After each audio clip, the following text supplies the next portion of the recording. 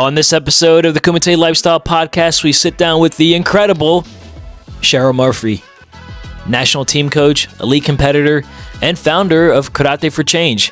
From grinding through years of adversity to earning her place on Team USA, Cheryl shares the real story behind what it takes to reach that top level. We dive into her deep journey of sacrifice, overcoming barriers as a female athlete of color, and how she's now giving back to empowering the next generation through mentorship, leadership, and purpose.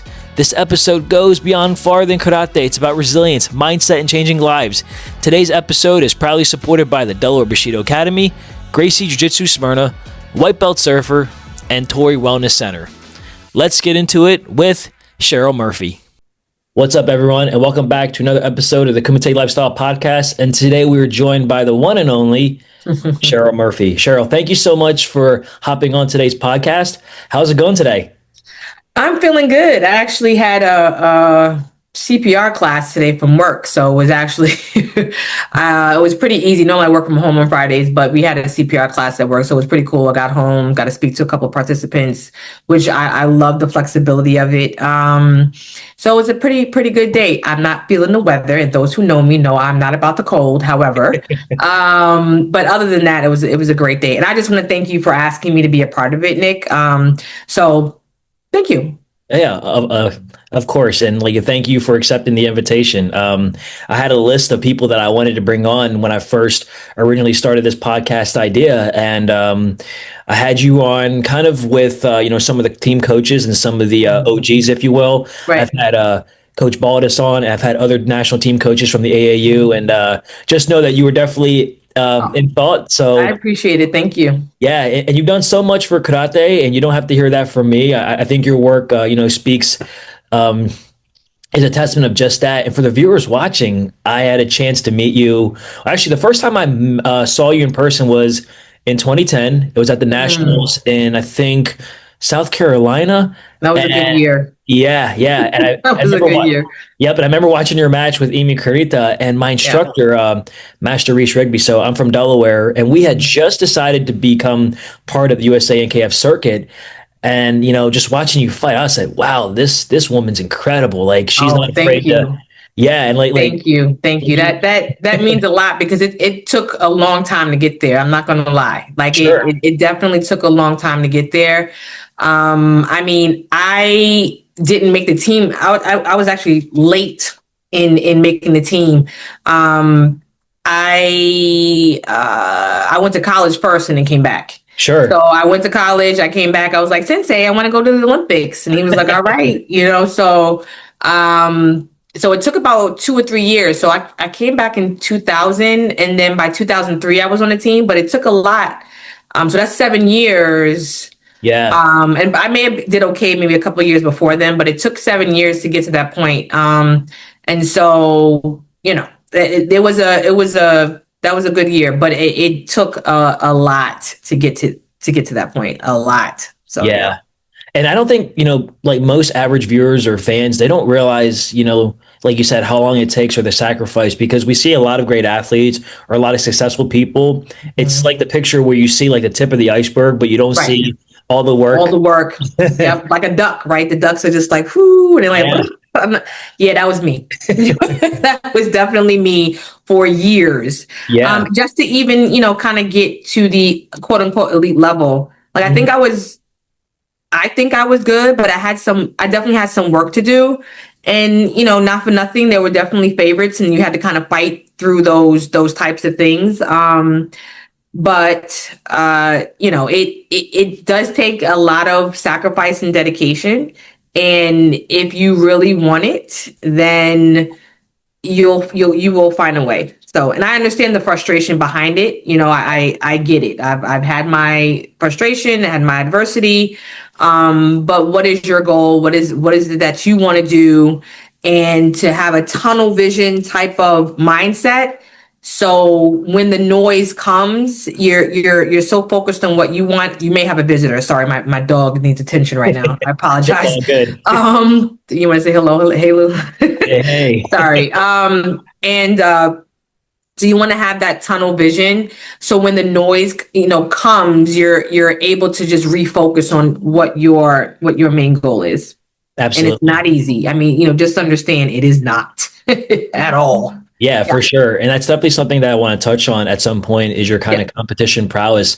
And again, for the viewers watching, just to kind of emphasize on how we met. And then officially, I think it was 2013, 13. It was around the 14, 15 time span because it was such an iconic time in my life. I was competing more. And then I went to Dustin Baldus's camp in Pittsburgh. And then I had a chance to see you again. And I met you in person. And I'm not afraid to admit it, guys. I definitely fanboy for the first time meeting Cheryl Murphy. And That's then awesome to hear. yeah, yeah.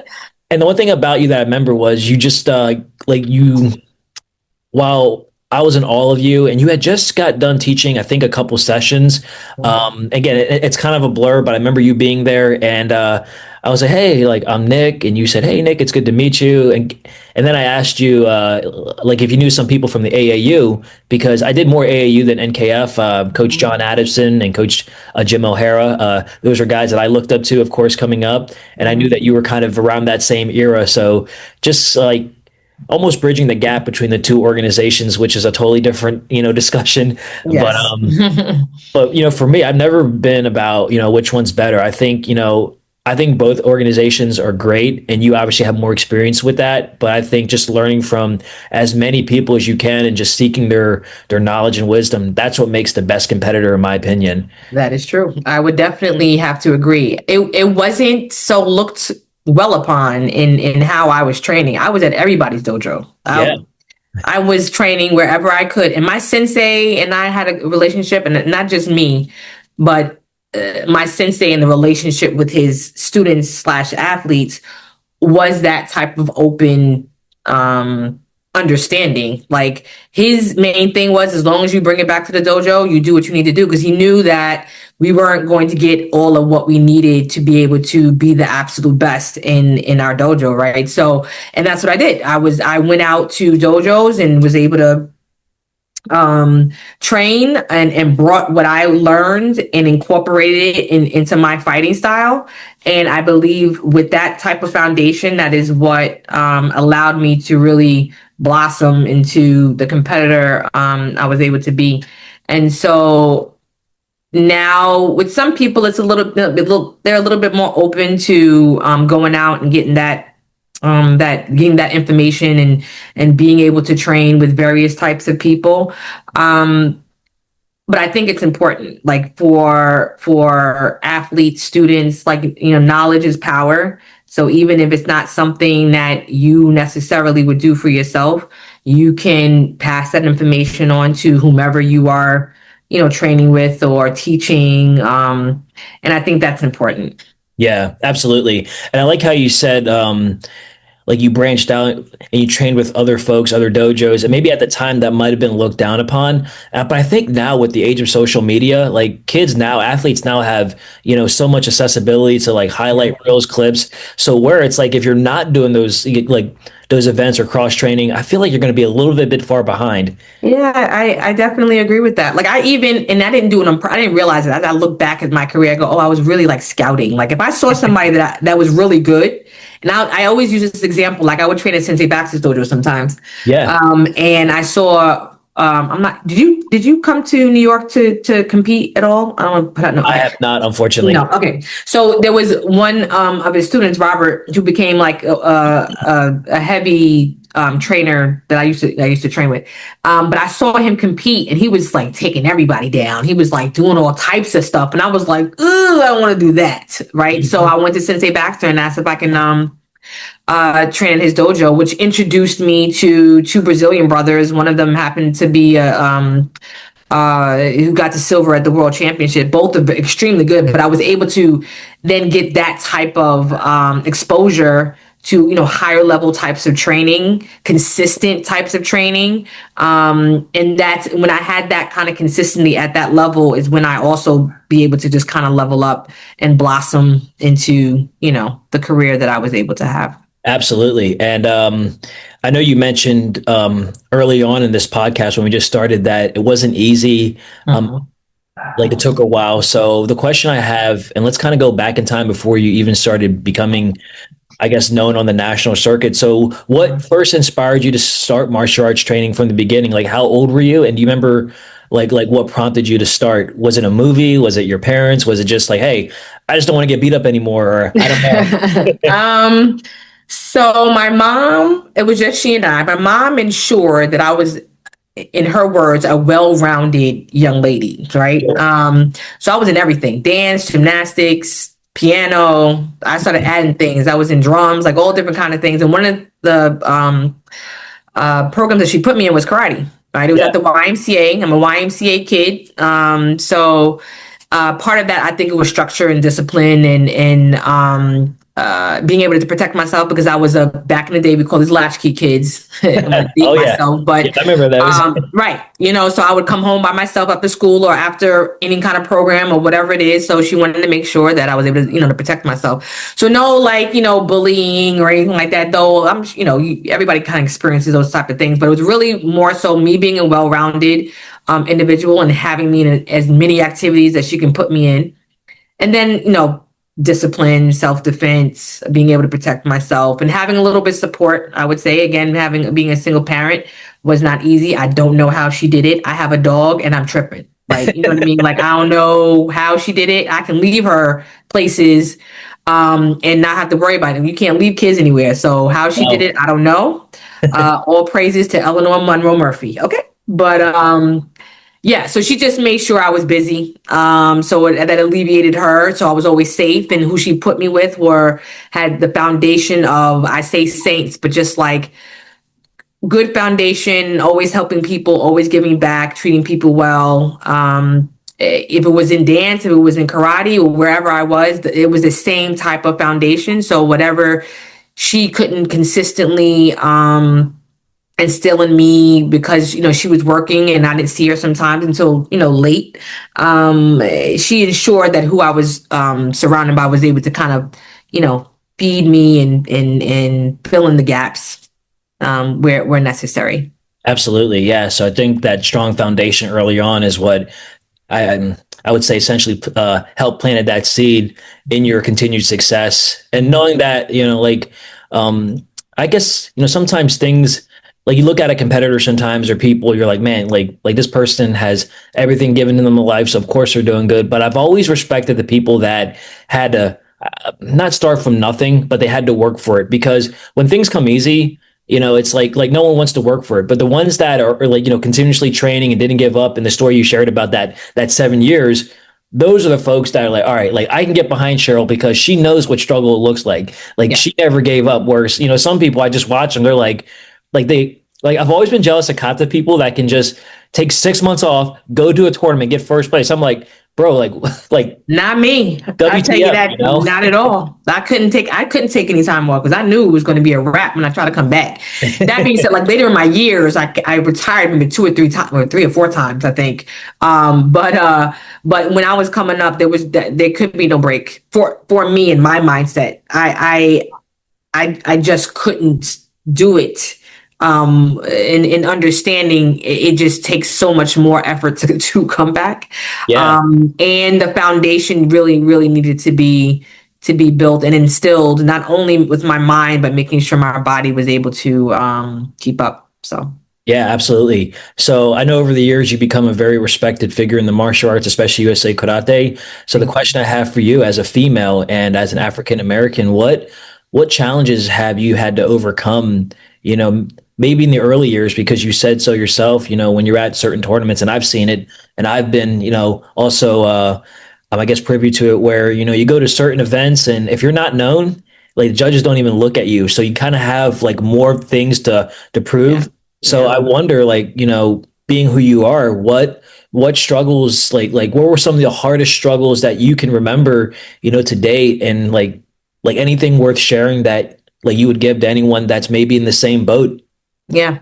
A lot of different aspects to that, being Black and then being a female within a predominantly male art and sport, right? Affluent, white.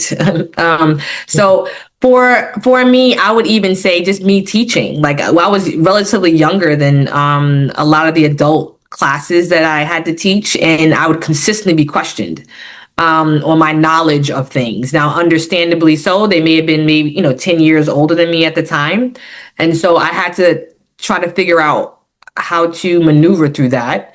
And so at one point I was actually teaching privately some engineers, and they would question, well, what about this, and how come not this, and how but and I said, I don't come to your house or your work and question what you do, right? You're an engineer. You have been doing this for I don't know how long. You have a great business, and I would respect that. So respect the fact, though I may be young, I have been doing this longer than you have, right? I've been doing this for 10 years. I've been teaching for, let's say at the time, 5 years, and so with my knowledge in karate and in teaching what's necessary, I would hope that you would entrust me into, or not entrust, but maybe trust me in the knowledge that I'm trying oh my goodness, trust me in the knowledge that I'm giving you, right? Or I'm teaching you. Yeah, it's like And wisdom has no limit, and ignorance has no boundary either. So yeah, it's interesting you say that, because I've been myself, being a younger instructor at the time, I knew I was qualified. I knew I was yes, good, but people for whatever reason, they're like, oh, well, you're young. Like, what can you show me? Like, it's like a scarcity mindset. I never right, understood that. yes, no, and I say understandable just because that tends to be the norm of things. Yeah. However, and that's where being young, young and female, and in this type of environment, you learn how to work through that, right? And from that conversation, I believe I gained some respect from them, right? Understanding the correlation between the two. If you know what you're doing as an engineer, then you're coming to me to be taught karate in however form or fashion, then entrust in the fact that I know what I'm talking about. I've been doing this for about the same time that you've been in engineering. So I think that's important. Being the only one at times, and that's I've been in competitions, I've been in buildings, I've been in rooms where it is just me being a black athlete. Also learning how to maneuver through that. It was definitely difficult for me to understand how to maneuver through those things. And again, what I learned was having that tunnel vision, and for me to be as comfortable as possible. So if I felt like I needed to only show up for team events, then that's what I would do. And if I needed to take some time to myself, then that's what I would do. If conversations that I was uncomfortable with would happen, I would sometimes be in conflict. Should I say something now? Should I not say something? And then sometimes I would just have to take the L and be like, I need to say something because I can't allow this to continue. And so it's another hurdle to get over. And then trying to balance, because we are still all teammates. We're all still learning from each other, whether it's, even in teaching or in coaching or, any of that. We're all, there for one main reason. And so being able to balance that, but it's one more hurdle to have to come over in order to be successful. Right. And I feel as though having to go through that, I also say that karate has literally brought me the world. Like, I would not be the person that I am, would not have accomplished the things that I've been able to accomplish if karate wasn't part of my life. Having Karate for Change, if you would have spoke to me 10, 15 years ago and said I was going to do this, no, never, ever. No way. No way, not Yeah. at all. Because you have to step out on faith. You have to step outside. You have to be an outlier to a certain degree, right? It is not the norm to have this type of organization while still being part of another organization. Like, it's not the norm, and being able to take some licks from doing it. those you thought who were really your, friends or supporters, that's where the line may be, right? Yeah. Or where their line is, what you want from them, they're only gonna, this is as far as I can go. Oh, okay, well, look, I understand. So it's a difficult, challenging way to um, mm, way to maneuver through a sport and an art that you absolutely love. However, if it's a calling, I have to do it based on my experiences. I didn't have a lot of the resources that my teammates did. They Yeah. had sports psych, recovery, time, finances, connections, network. Like I really didn't have any of that. And I still remember this. Like we would go on a week for Pan Ams or a week for Worlds, and then like 2 or 3 weeks later, I would see some of my teammates in California sipping wine, and I'm just like, how are y'all able to do that? Like, so you've had some time to kind of step back and recover. Like I went to work, I trained, I competed. That's literally what it was for me. I would come in later than most because I would leave work, get on a plane, and depending on when it was, like when they started doing like K1s and stuff like that, they kind of changed. It was initially like I would get off the plane, I would weigh in, the next day I would compete. And then that night or the next day I was coming back home, and guess what? If it was on a Monday, I would arrive Monday morning and I'd be back to work, right? And so No days off. right. Wasn't any, my days off would meet when I got back, I wouldn't train for a couple of days. But Yeah. I'm still at work. I'm still on. And it just didn't, I was like, how can you do that? So, and then still being able to, compete, and be able to, keep up with my teammates. It was just, I was like, I would love it. Like I didn't have the finances to do the other parts that was so important. Like recovery is important. Being able to take care of your body is super important mentally. Yeah. Not only just about being me, but the environment that I felt like I was in. I needed to be able to talk that through. I couldn't talk to my teammates about some of the stuff that I was going through. I couldn't do it just based on the conversation, just sitting there and listening. And I'm like, well, I can't talk about that, So like, I saw an opportunity, and this happened after George Floyd. Mm-hmm. I saw an opportunity that was needed in order to address some of these things, right? Whether it was having access, like the women that come in, it's because I asked them to. Like I know them during the circuit. I asked them to come, they come. And I'm able to ask, but they come because they also understand that it's important to be able to share their experiences. So these young girls and young women, in this particular case, the women's conference, young women and young girls see the success that they can reach, right? And it's inaccessible. It's within arm's length, that you can do that. So much so now you're networking. They're looking for you in tournaments and seeing how you do, or they'll say, well, how is so-and-so? We'll speak, and how is so-and-so doing? Oh, they're doing great. Like having that type of relationship is really important. And so, yeah, that's really why Karate for Change was founded, just based off the experiences that I've had and the need that I wasn't able to always access, and wanted to ensure that it was accessible to as many as possible. Absolutely, Cheryl. And yeah, thank you so much for that breakdown. I really love the insight, especially for the reason why you created Karate for Change, excuse me. But something that I wonder, and you kind of touched on it when you made these national teams, and I remember having conversations with folks that were on the senior team way back, just on maybe Facebook or social media. When you make, let's say the senior team, and you're the first one to qualify for the Worlds, what benefits do athletes at that time receive? Was it like paid in full to that country? Did you get sponsorship? Did you what? So aside from saying like, hey, like I'm a national team member, what benefits came from from making the team? And then more importantly, Cheryl, I feel just based on what you're saying, and I've watched you fight, and I could tell like you wanted it a little bit more than your opponent. Yeah.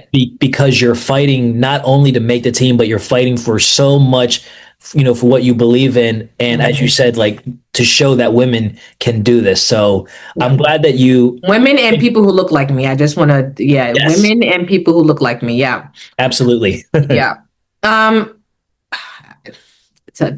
want to say it's changed so much. So just bear with me if I can remember. Sure. When I was coming up, when I first made team like Worlds and Pan Ams, I want to say this is absolutely bad because I don't remember. I just remember struggling all the time. Yeah. I don't remember if like first place got their way paid because again, like it changed over the years where it was like if you then you had to pay like you weren't taken care of at all, and then it went to like partially, then it went to like when the Olympics came, then it was like they took care of stuff. So it changed. I will say, let's just say first place was taken care of, second place had to win. I mean, second place wasn't. And I was sometimes a lot of the second place. So that may have been why I'm like, I'm not sure at that time because it took a minute, right? But I will say, though, it does help. In my experience, I still need to pay rent. So though this wasn't, let's say, it was taken care of, like, thank you. But rent had to be paid, gas had to be paid. Yeah. I paid for training in some aspects. Like at one point, needing a personal trainer, like all those different things, sports psych, nutritionist, like all those different things came into play. I didn't really see my family for a while because I had to pick and choose because there was money coming out my pocket. Yeah. And I will let me take that back. Money coming out of my pocket and so many people who supported me. Right? Sure. There's no way that I could have been able to do anything without the support of my school, Hurricane Kajuku, Shihan Wiles, and everybody a part of that. And then some, specific people within my life who just saw that, whatever they can give was an investment into me and it was worth it. Right. So I would not have been able to make it, but understand I still had rent. Like I had rent to pay, bills to pay, all these other type of things. So to not have to take care of a trip, quite grateful. Yeah. But I came home. I remember one time I went to Denmark. I happened to win this tournament, but I went to Denmark. I'm calling my sensei, like, sensei, could you pay my rent for me? Because I am like, it's, so yeah, I definitely, I got stories. And this is what I feel like in certain respects, I would never be able to have those type of conversations with my teammates. Sure. Yeah, because they just don't know. They don't know. Yeah, and to your point, I would definitely say there was definitely more to fight for than my other competitors. Competitors, teammates, however, there was definitely more to it. And there were different layers to it. Like I wasn't a favorite. I wasn't part of a group that was considered to be the known group. And then again, I didn't look like everybody. I didn't, culturally was different than everybody. Expectations were different. I had to fight more than the my opponent. I had to fight everybody else in my experience. I had to fight everybody else. And it's a lot to have to go through, which is why this is very, very important for me to ensure to the best of my ability. One, that you can do it. It is not easy, but you can do it if you really want it. Having that tunnel vision and also being able to sleep at night.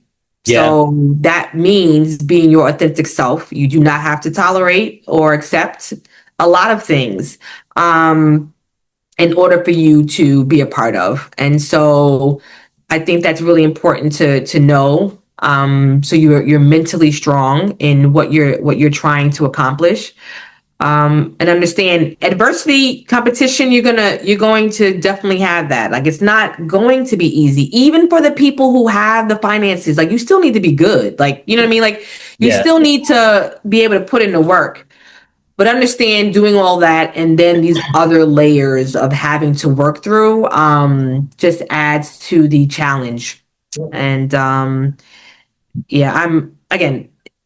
I love the fact that karate was in my life. The experiences that I had would not have allowed me to be, who I am and where I am right now. However, it's a lot.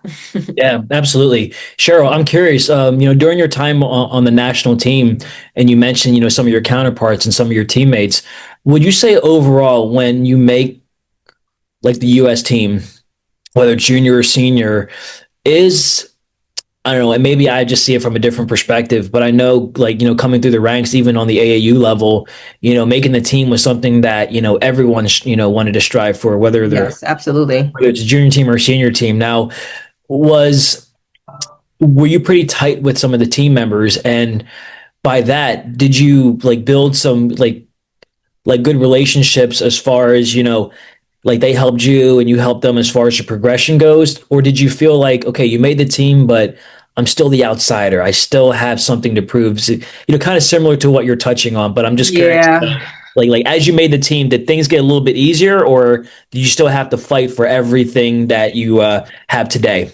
I would say both. I Yeah, built good relationships with my team members. However, on the other end of it, at times I didn't fit in. yeah, I didn't at all. And I remember in just trying to maneuver through that and balance that, because there's people I still speak to this day that we're friends, and I say very close friends. Um, Again, that being said, it still was where I felt like I didn't necessarily fit. And yeah, as I got older, I realized you don't need to fit, right? You need to be your authentic self respectfully.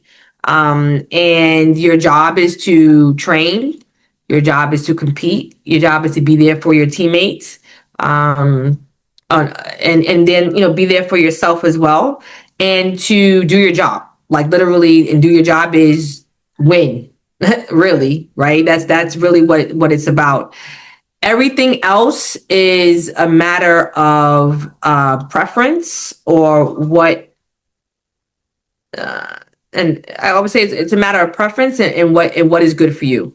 yeah. Right. I was okay. I'm a single, some of it has to do with just me being Cheryl, and how I'm an only child.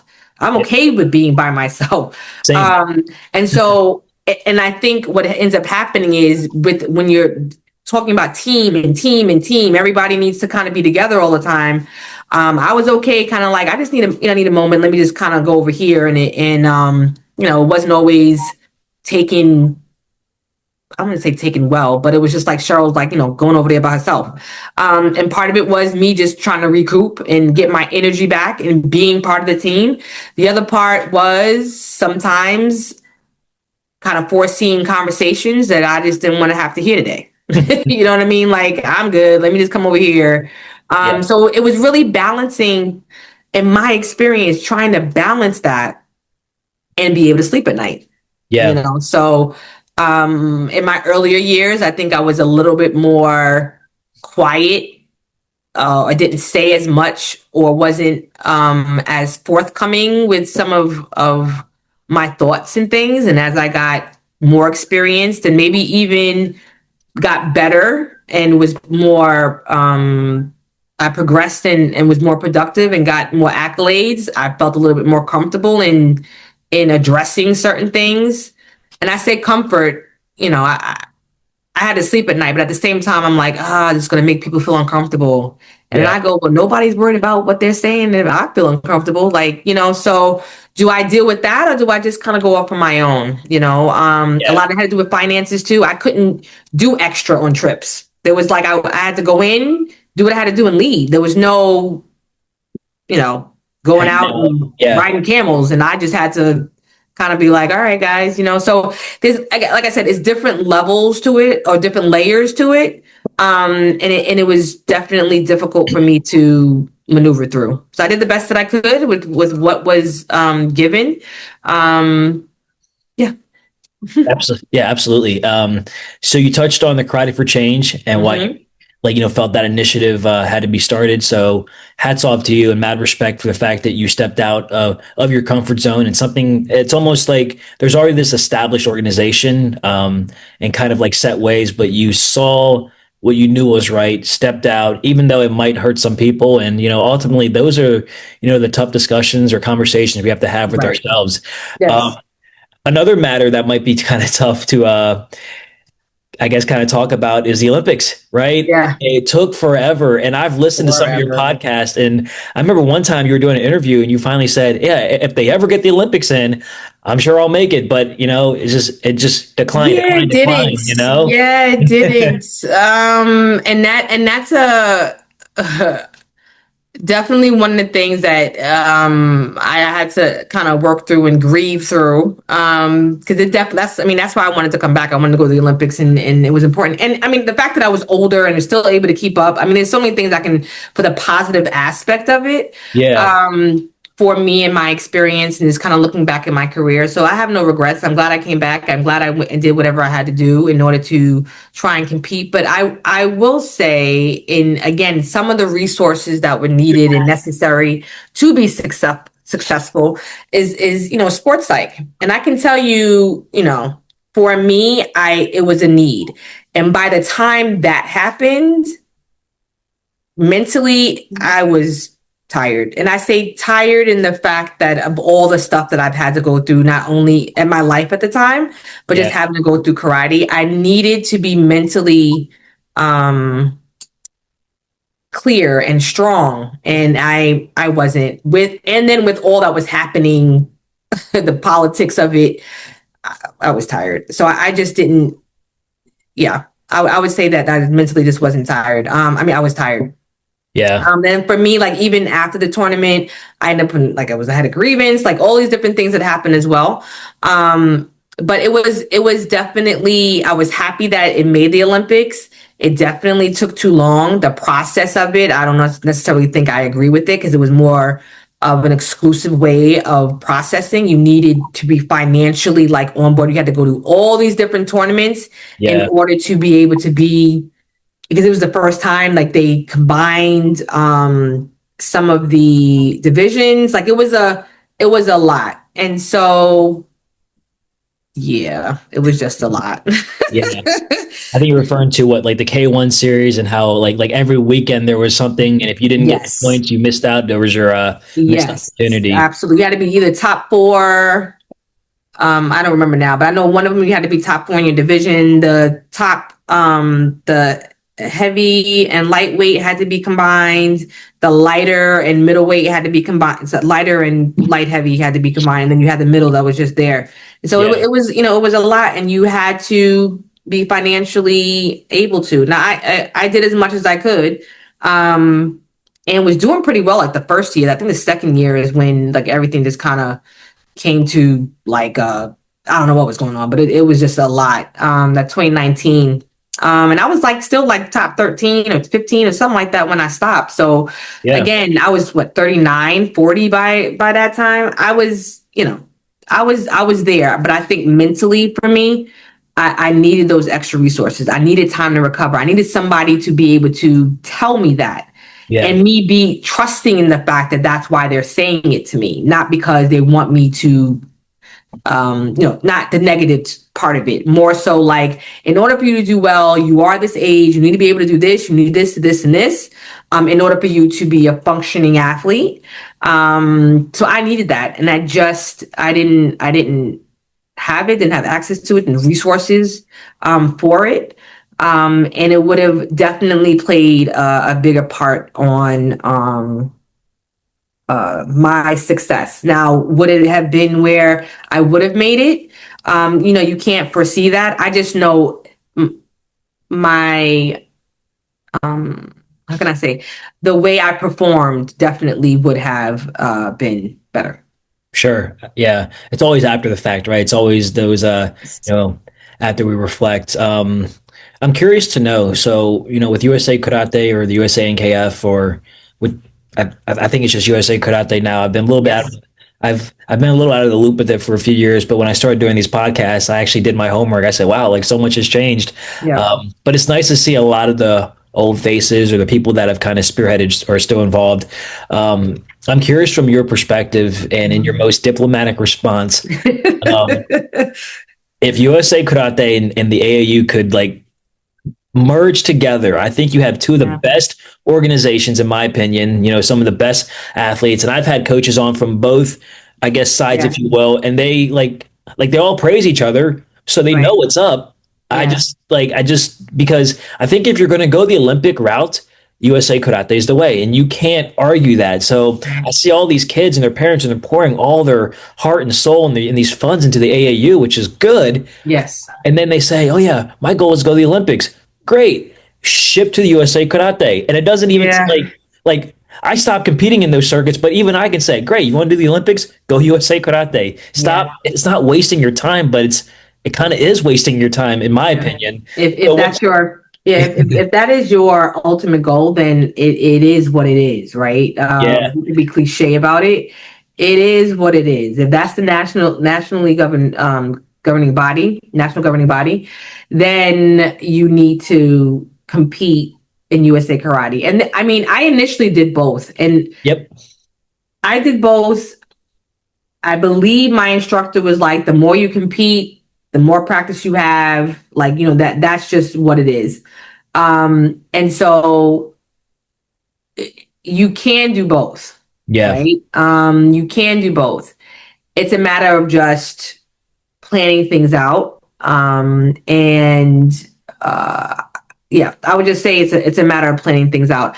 I would hope at some point, but it's honestly political, right? That always everybody wants to be chief, everybody wants to be the top, and so you have to understand that and placate to that.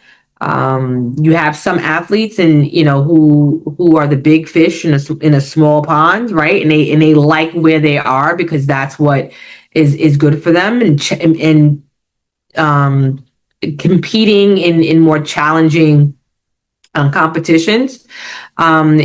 If your goal is to be an Olympian or to be in a position, so when we hopefully will be in the Olympics again, you're in the position where you're already part of the circuit because they yeah, can do the same thing they did the last time. I had retired, I think, for a year yeah, and then came back. So it took me a year to like kind of catch up a bit, right? And so if you just want to be in the circuit, then you figure out what the most important competitions are. You compete. You're in the circuit. You understand where you are. You understand what's happening, and then now it's a easier transition to when we're hopefully back into the Olympics. I'm not going to say, like I said, I've competed in both.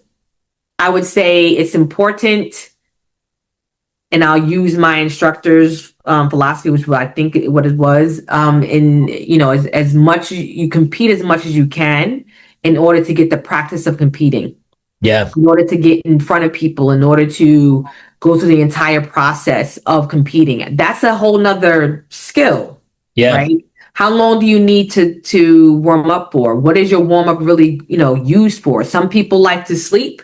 One of my teammates used to do that. She would just lay down before she would go and compete. I'm just like, and there should be a firecracker when she would get on the tatami and compete. Me, I needed to work for an hour and sweat and get all my nerves out, see where I was, and then get on the floor, right? So, but I wouldn't know that if I wasn't competing and having that understanding. And sometimes you don't have enough time. How are you able to adjust to that, right? yeah, Sometimes there's too much time. So if you look at it from a practice point of view, then all the noise, and that's really what it is, it's noise, then you won't get caught up in that. Like if that's really what you want. Now, if you're just like I'm pro either one, then be about that and do what you got to do, and that's fine and well and great, fantastic. But if you're really about competition and you really want to do well and you're trying to get as much work in, then you can plan it out to where you could do both. Now, if there are the powers that be are trying to prevent that, that's a whole nother story, right? We can't do anything about that. That being said, if you are about competing, then that can't be what controls you, right? So yeah. Yeah, no, it makes sense. And I love how you said, just as your instructor said, compete just to get that exposure and that experience. And then ultimately it's up to the athlete. Speaking of that, so I know you mentioned earlier on that you are also a team coach for the national team, I believe. Mm-hmm. So, yeah, talk to us about the transition from being a competitor to a coach, because I know when, as a coach, your job there is to mold, inspire, the up and coming. And I feel like when you're an athlete, you do things selfishly because you want to make sure.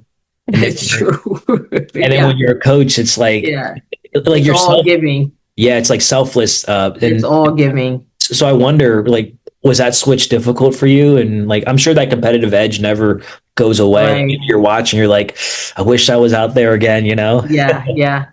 I do. I can't. Like, I got too many injuries. I can't. But yeah, I will say I do miss competing. And I will say, I just want to point out the fact that you said that being an athlete is selfish. While being an athlete and kind of doing some of my seminars and stuff, I try to encourage and foster the fact that it is okay to be selfish as an athlete. Right? Sure. Some people may feel a little guilty. It is okay to be selfish. That being said, was it the transition for me to be selfish, and then to give? I don't think that was my biggest transition in that. It's really understanding it from a coach's point of view, as opposed understanding the game from a coach's point of view as opposed to an athlete's point of view. Like, even when some of the coaches are doing a training session, and I'm looking at it, and I realize I'm looking at it from an athlete's point of view, and I'm just like, I don't know about that. Like, no, right? I'm like, please explain to me what just happened, because I don't get that. Yeah. But it's from an athlete. Like, yeah, I wouldn't do that. Like, what do you, like, you know what I mean? Like, what are you talking about? But after kind of like seeing it or adjusting the view a little bit from a coach's perspective, it did make sense. And I'm just like, so I constantly keep checking myself about the point of view from an athlete to a coach. Yeah. But like I said, I was raised to give back. I was raised in every aspect. Like I said, my mom put me in everything, and somehow it was always a matter of reaching back and pulling people up with you.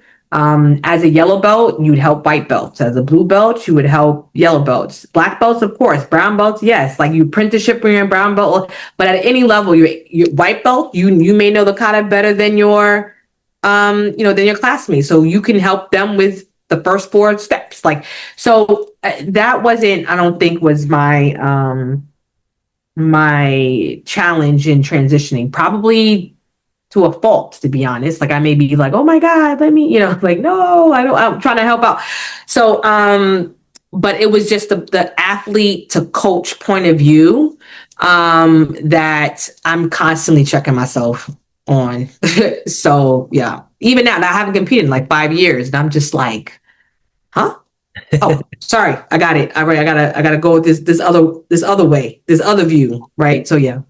No, that's awesome that you had a chance to see it from both both perspectives, as the athlete, as the champion athlete, and now transitioning to the coaching role, or continue to transition.